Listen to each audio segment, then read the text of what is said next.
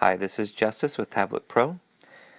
Today I'm going to do a tutorial on how to make a quick and easy tutorial.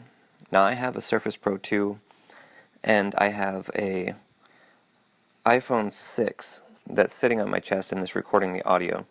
The reason I do that is because the fan on the Surface Pro 2 is occasionally really noisy. So I've learned recently that this is a pretty decent way to do it, and you guys should be able to hear me without too much trouble, and the quality is pretty good. So if you're making a tutorial, for me, one of the hardest things to do in a tutorial is making things easy for the viewer to understand. What I don't want to do is I don't want to lose them by making things overly complex or not mentioning a hotkey that I would normally use, making things simple enough for them to understand without slowing down my workflow. So here's how you can do that. So if you haven't downloaded Tablet PC Mouse Manager, I would do that. That'll soon be called Tablet Pro. We're in the process of a name change.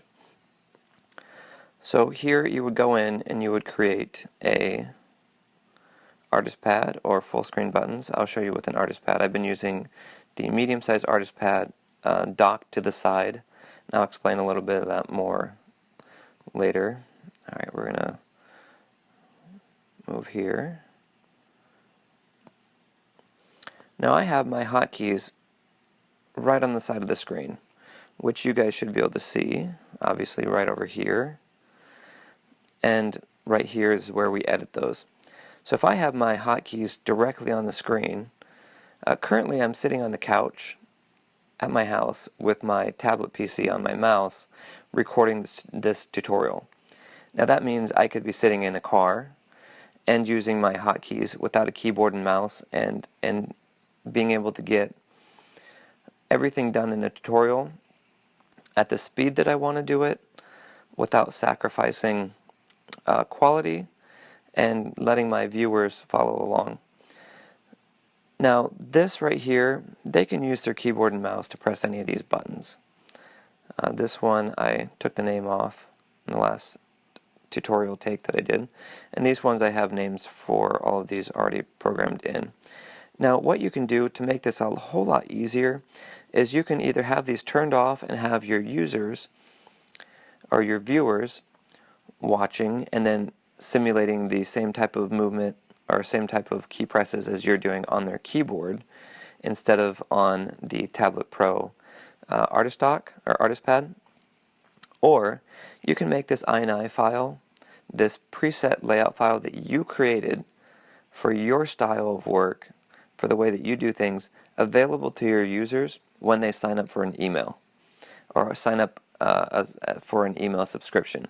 This is an excellent way for them to get what they want, for you to be able to work as fast as you'd like to work, wherever you'd like to work, and also to be productive the way that you want to be productive. Alright, so let's go ahead and save this. We're going to go ahead and minimize and switch back to full screen mode. Now I'm using my tablet screen like a trackpad. Let's see if we can get over to Photoshop.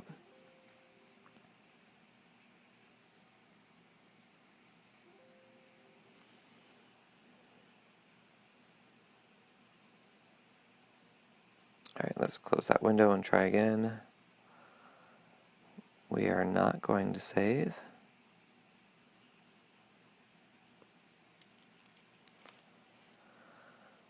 So I'll take about 20 seconds and demonstrate how I would do a tutorial using Tablet Pro. So there's a little picture I've been drawing. I'm going to switch to the artist pad.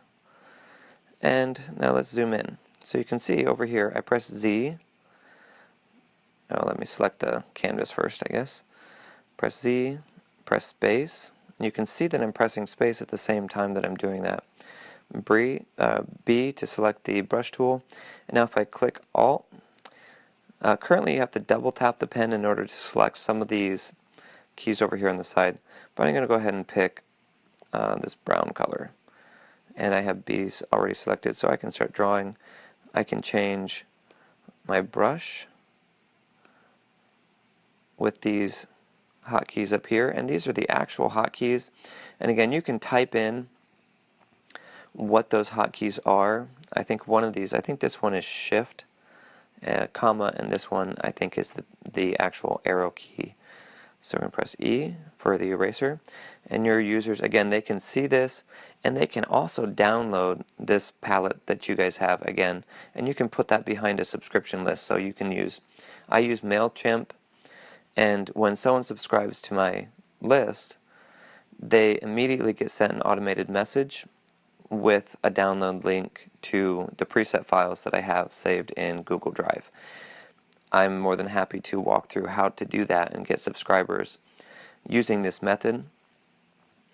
Hopefully you guys found this very, very informative, very helpful. If you guys are looking at growing your list or making new tutorials, or you have questions about how I did this, please let me know. Also check out Tablet Pro at tabletpcmouse.com. I have a tutorial right there on the main page that should help you guys get started doing this the way that I think is the easiest way possible and the most effective way.